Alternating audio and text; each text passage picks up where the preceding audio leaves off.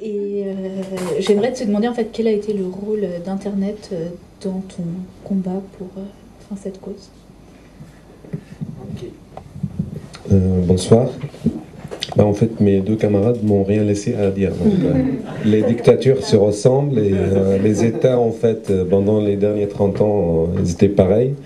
Mais quand même, je vais essayer de trouver quelques anecdotes ou quelques exemples. Parce que la révolution syrienne, en fait, ne ressemble pas aux autres révolutions dans les pays arabes. La durée, donc ça fait 1 an, enfin 13 mois maintenant que la révolution continue en Syrie. Et ce régime, vu en fait la démographie de la Syrie, donc c'est différent des autres pays dans le monde arabe. Je vais en fait parler de 2 points principaux pour répondre à ta question. Juste un petit rappel de blackout de régime de l'Assad, le père et le fils en Syrie. Ensuite, je vais parler effectivement de Surya Haria, les pourquoi et les comment. Et j'espère par ces 2 points, en passant par l'axe de la révolution syrienne, je pourrai répondre à cette question. Le régime de Hafez al-Assad, le père, est arrivé au pouvoir dans les années 70 par un coup d'État en fait. Donc sa légitimité était nulle dès le départ. En arrivant au pouvoir, donc elle installe une seule chaîne de télé, 3-4 journaux, et tous les journaux en fait passent la même information, 8h du matin, 8h au soir, se ferment presque à la même heure, toujours avec les mêmes slogans. Nous étions obligés toujours à voir le président, à saluer le président en allant à l'école, etc. Donc c'était comme quoi notre père, notre mère, notre frère, notre sœur et tout. Cette répression médiatique, ça nous a fermé les yeux, au moins pendant les premières années de nos vies, quoi. Donc après, quand on a grandi, on a commencé à poser des questions. Les autres médias arrivent sur les antennes, quel que soit de la Jordanie ou du Liban, ou l'arrivée de Al Jazeera. Et le régime, là, commence à sentir comme quoi le peuple est devenu plus informé. Donc elle a essayé de créer ce qu'on appelle le média privé ou indépendant. Mais c'était en fait les proches de régime, les alliés de régime qui ont ouvert ces chaînes pour repasser les mêmes informations. Donc voilà, on se trouve dans la même situation. Les problèmes des chaînes comme Al Jazeera ou des autres médias ou les médias indépendants, c'était pas comme quoi ils avaient le droit de transmettre l'information qu'ils veulent. C'était pourquoi ils transmettent cette information. Donc leur but, ce n'était pas d'informer les gens, c'est informer les gens comme ils veulent. Et tout ça a joué un rôle plus ou moins négatif. Donc les questions deviennent de plus en plus nombreuses et nous sentions comme quoi nous étions manipulés même par les médias indépendants ou privés et même des fois par la chaîne Al Jazeera. On sentait que ces médias étaient liés à ces dictateurs. C'est un pouvoir financier.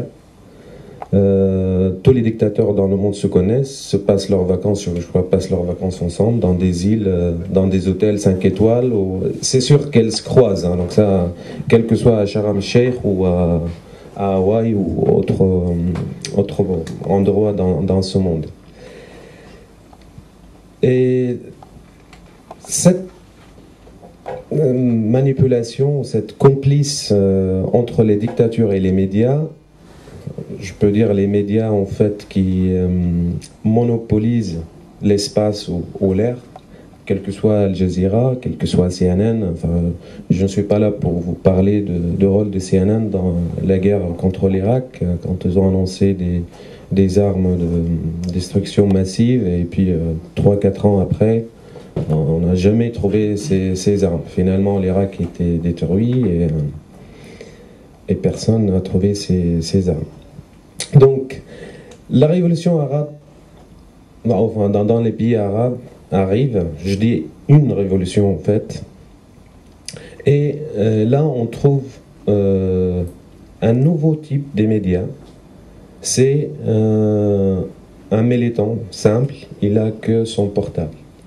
Et c'est les mêmes médias, Al Jazeera, CNN ou autres, qui prennent ces images pour la diffuser. Donc, ils n'ont pas changé leur méthode de fonctionnement. C'est vrai, c'est profiter de l'information et pas passer l'information.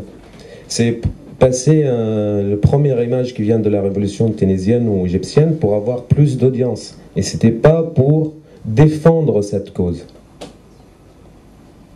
Ces militants étaient dans la rue, ils étaient devant les balles, et lui, sa soif, comme Slem dit tout à l'heure, sa soif d'informer et sa soif d'être informé. Donc, il a filmé, il a mis sa vie en danger, il a transmis la photo. Maintenant, comment les médias ont utilisé ces photos? Là, je parle des médias Al Jazeera. Donc, c'est pour leur fin, et c'est pas pour le peuple égyptien. C'est pour leur bénéfice, quel que soit le gaz ou le pétrole, ou la question géopolitique est grande et je ne veux pas entrer dedans, mais c'est sûr que la géopolitique joue un rôle très très important dans la politique de ces médias. Il y a de l'autre côté l'Internet. Donc là, l'Internet, c'était le seul ou bien la seule porte devant ces gens, parce que comme les camarades disaient tout à l'heure, donc il y a des pièges à éviter, c'est sûr, il y a l'information et la désinformation, il y a la manipulation, il y a les sbires de ces régimes qui aussi envahissent cet espace. Donc quand même, ça restait un espace honnête, je peux dire, pour échanger, pour informer, pour s'organiser, pour coordonner les actions dans les rues. Donc,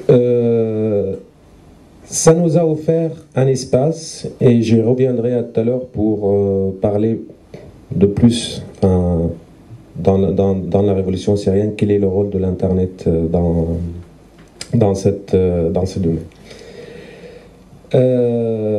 En parlant de Surya Haria et la révolution syrienne, donc nous étions un groupe des jeunes très touchés par la question syrienne, très touchés par les premières images qui venaient de la ville de Deraa.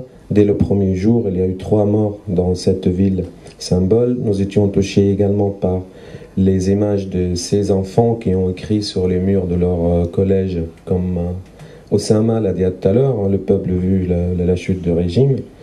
Ils étaient torturés, il y en a un il est toujours en prison.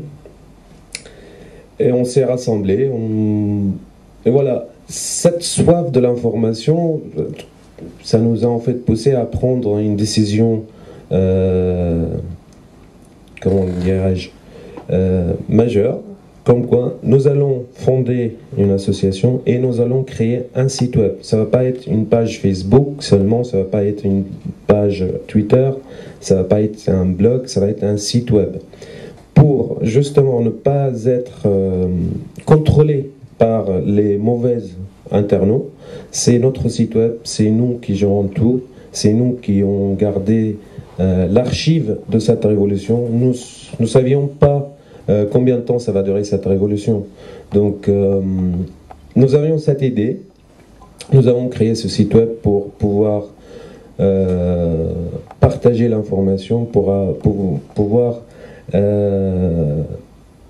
surtout analyser ce qui se passe en Syrie, ce qui se passe autour de la Syrie, ce qui se passe dans les autres pays pendant cette révolution.